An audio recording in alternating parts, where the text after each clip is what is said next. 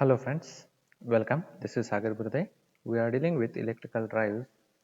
Previously, we discussed the dynamics of electrical drives. In that, we gone through the fundamental drive torque equations.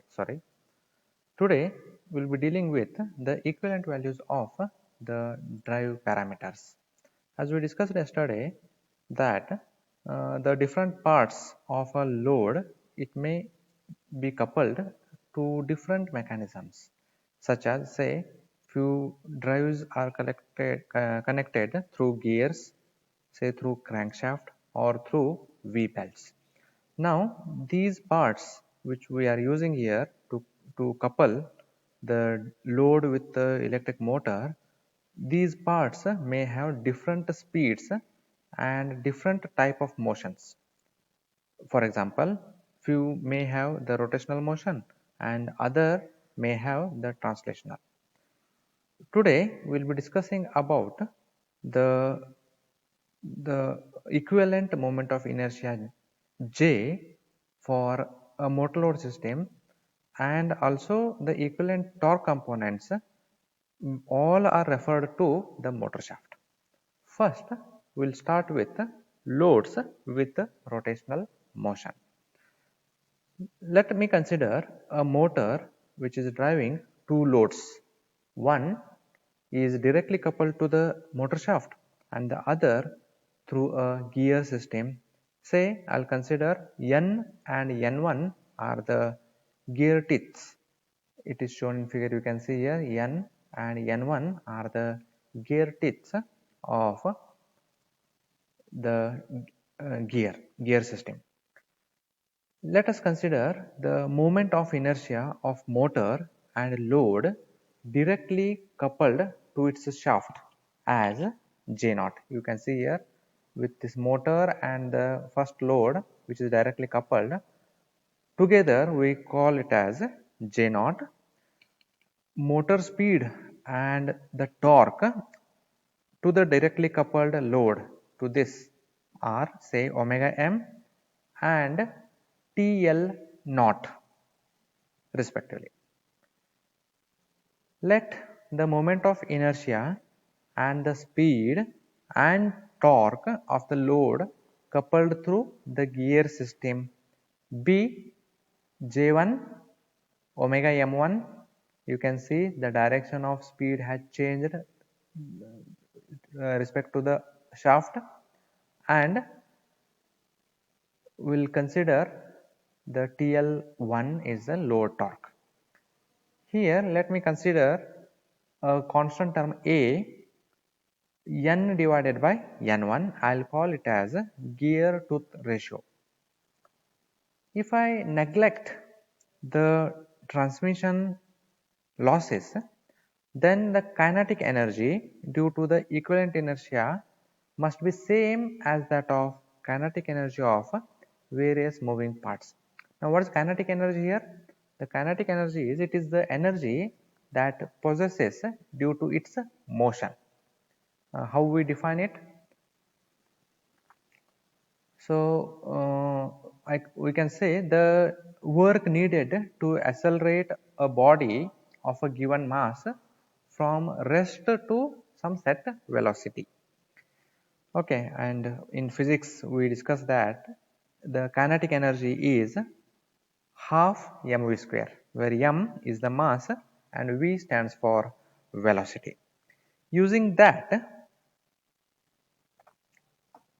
we can derive with this equation 1 by 2 j omega m square. As I told, Ke is kinetic energy is half m v square. M stands for mass, v stands for velocity. Similarly here, half m is replaced by j and speed is replaced by omega m. When we write it, elaborate it, it becomes half j naught omega m square, the first part, and half j1 omega m1 square. This is the associated with the part which is connected through a reduction gear. Now using this equation of A1 and this equation, we can write J is equal to J naught plus A1 square J1. Now the power at the load and the motor must be the same. If we consider the efficiency of the gear is psi 1, if the efficiency of the gear is psi 1, then we can write TL omega m is TL naught omega m plus TL1 omega m1 by psi 1. I'll call it as equation number 4. Here TL is the total equivalent torque which is referred to the motor shaft. Now using these equation, previously we have the TL is equal to, in that equation we will substitute, that becomes TL is TL naught plus A1 TL1 by psi 1. Say in addition to this, say I have a drive where the load directly coupled to the motor with inertia J naught. Say there are other M loads with inertias J1, J2, J3, J4 up to Jm. In that case, the generalized equation can be given by the equation number 6. That is J is equal to J naught plus A1 square J1 plus A2 square J2 plus A3 square J3 and so on up to the last one, that is AM square Jm. Similarly, if there are M loads with different torques of TL1, TL2, TL3 so on up to TLM, which are coupled through the gear system, and say the gear tooth ratios are A1, A2, A3, A4 and so on up to AM, then the equivalent torque equation will be TL1 is TL naught plus A1 TL1 by psi 1 plus A2 TL2 by psi 2 and so on up to AM TLM divided by psi m, where this psi 1, psi 2, psi 3 and so on represents the efficiency of the transmission through the gear. Next, let us consider the loads with translational motion. Now say the motor is driving two loads, in that one is coupled directly to its shaft and other through a transmission system. And what this transmission system does? It converts rotational motion to the linear motion. Let us consider the moment of inertia of motor and load directly coupled to it is J naught, as we did in the previous case.